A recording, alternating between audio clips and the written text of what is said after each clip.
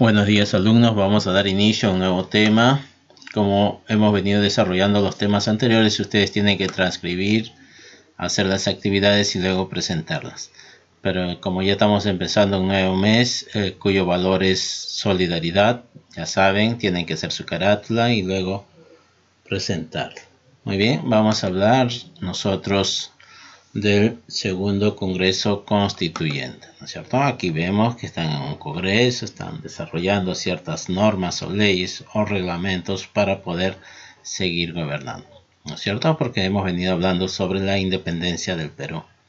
Con la última batalla de Ayacucho fue que se da la independencia de nuestro territorio peruano, ¿sí? Por Simón Bolívar. Muy bien, entonces vamos a continuar y vamos a ir desarrollando. La Constitución de 1828. Muy bien, aquí está Andrés de Santa Cruz. Muy bien, ¿qué hace Andrés de Santa Cruz? 7 de Bolivia, ¿no? Muy bien, a ver qué nos dice. Finalizada la labor de Simón Bolívar, el Perú quedó autogobernable. O sea, no había un gobierno, ¿sí? Así como hoy en día tenemos a nuestro presidente, ¿ya? Quienes quedaron ahí fueron pues militares que querían gobernar nuestro Perú, ¿ya? Por eso se dice autogobernable, que se gobernaba solo.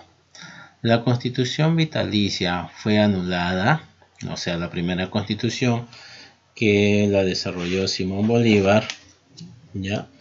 Este señor pues promulgó esta nueva constitución el 12 de noviembre de 1823, ¿ya?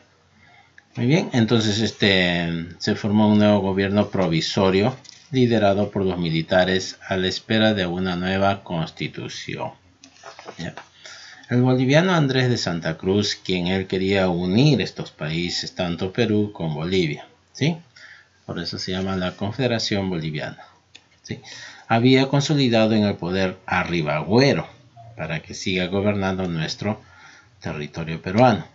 Convocó a un segundo Congreso Constituyente que se instaló el 4 de junio de 1827, cuya labor principal fue de aprobar una nueva constitución política, la misma que fue promulgada el 18 de abril de 1828. Se trata de la tercera Carta Magna, ¿sí? O nueva constitución. El Congreso nombró como presidente al mariscal José de la Mar. La constitución se caracterizó por ser tendencia liberal, o sea, modelo de varias constituciones, que ya venía copiándose de la primera y de la segunda, ¿sí? Muy bien. Principal planeamiento de la nueva constitución. ¿Qué se tuvo en cuenta para esta nueva constitución de 1828? ¿Ya? Muy bien. El término con los privilegios de la sociedad virreinal, o sea que ya se acabaron todo privilegio contra los españoles, ¿ya? Ya no había privilegios para ellos, más bien era para los indígenas. Anuló los empleos públicos hereditarios y el mayorazgo, o sea que ya no había pues o sea, por ejemplo yo, ¿no es cierto? Estoy de presidente y luego a mi hijo, a mi primo, ¿no? Ellos también quieren que siga mis pasos. No, ya no, se anuló todo eso, porque ahora cualquiera podía presentarse para poder obtener un cargo público y poder seguir trabajando. Determinó la libertad de imprenta, ¿sí?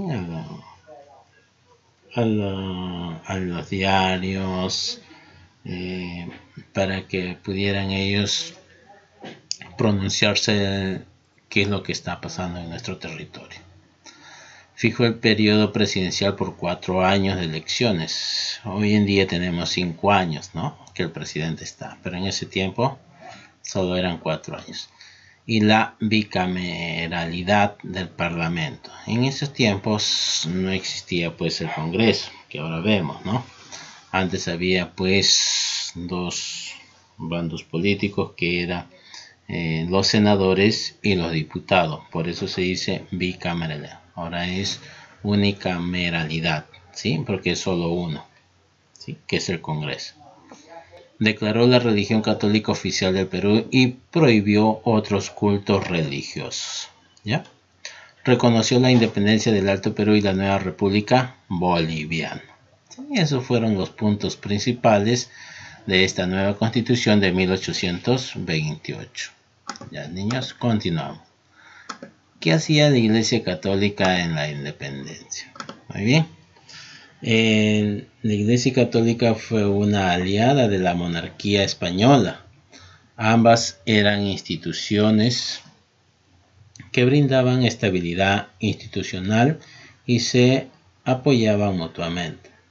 El principio el principio que le daba legitimidad a la monarquía era que la autoridad del rey procedía directamente de Dios.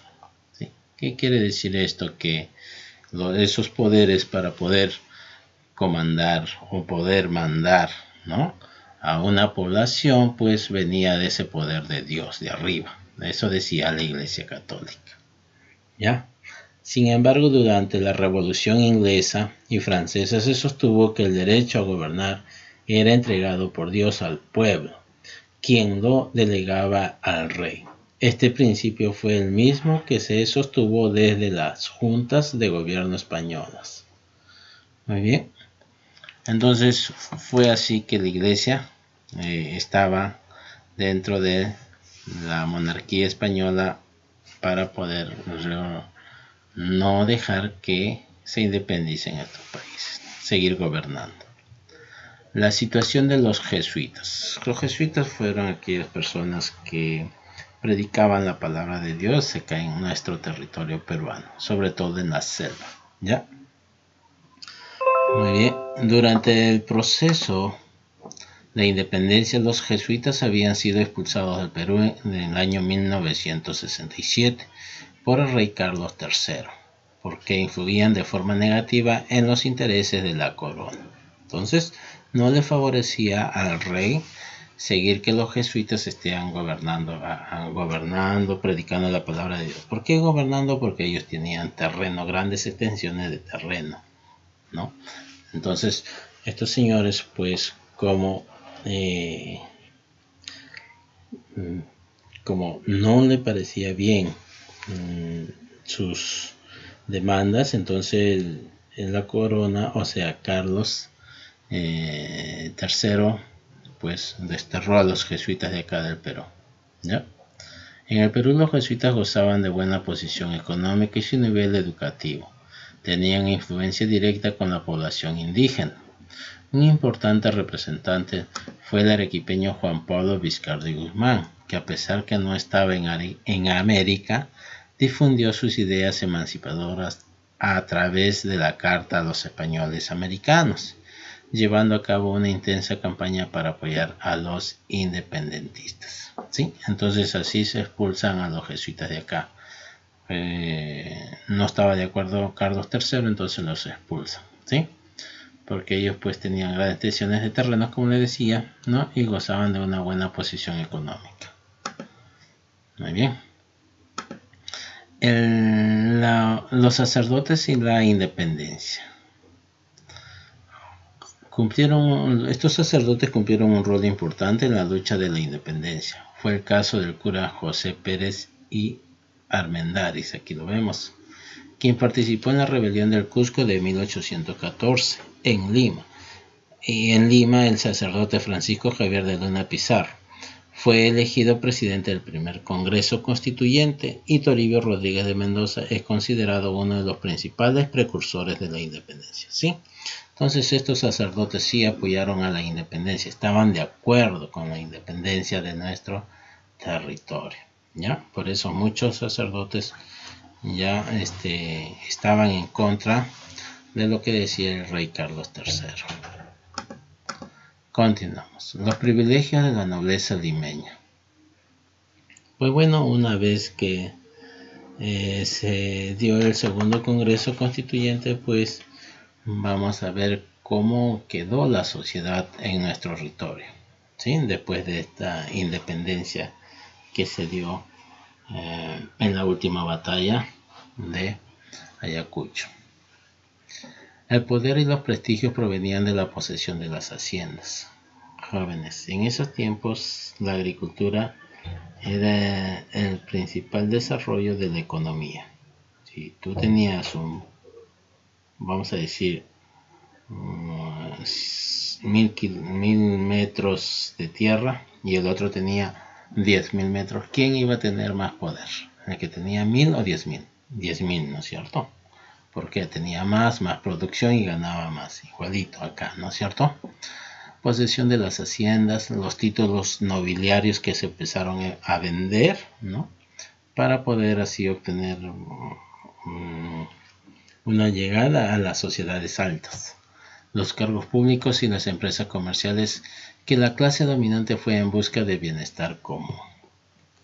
Los privilegios que obtuvo la aristocracia por parte de la monarquía en cuanto a tierras o condición social, debido a que muchos de ellos habían adquirido los títulos nobiliarios. Sin embargo, hubo casos aislados en que los aristócratas se plegaron a la causa separatista, que no les gustaba todo eso, ¿no? Así como hoy en día existen privilegios por cargos públicos, entonces a ellos no les gustaron, como por ejemplo estamos hablando de Ribagüero, Baquijano y Carrillo e Hipólito Unanue. Situación de la sociedad ante la independencia. A ver, la aristocracia. La aristocracia, pues como vamos a ver a Ribagüero, Baquijano e Hipólito Unanue, decía, no estuvo de acuerdo con la independencia y quería el retorno del régimen español. ¿Por qué? Porque estos señores, ¿ya?, pues tenían grandes posesiones de hacienda, y si había la independencia le iban a quitar el terreno para darle a los indígenas. No estaban de acuerdo, ¿sí? Sobre la clase alta española no estuvo de acuerdo, ¿ya? Por eso estuvo en contra de la independencia. Los mestizos e indígenas. Los primeros se enrolaron al ejército con el afán de ascender económicamente, estamos hablando de los mestizos, y los indígenas buscaban que se les reconociera la igualdad con los demás y también sus derechos, ¿sí?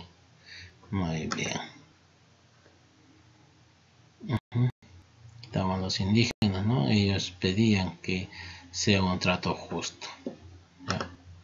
Y los negros, pues, que eran los esclavos, ¿no? Tuvieron como principal objetivo liberarse de su condición de esclavos.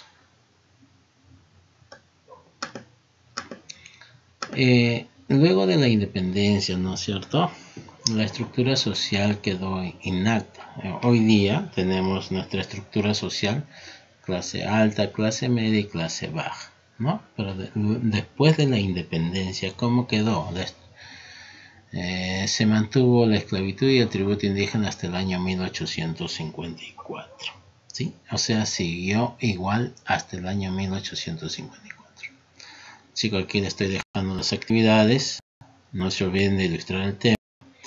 Y los alumnos van a desarrollar la actividad del libro, páginas 74, 75 y 76. Chicos, eso es todo. Espero que se sigan cuidando. Nos estamos viendo.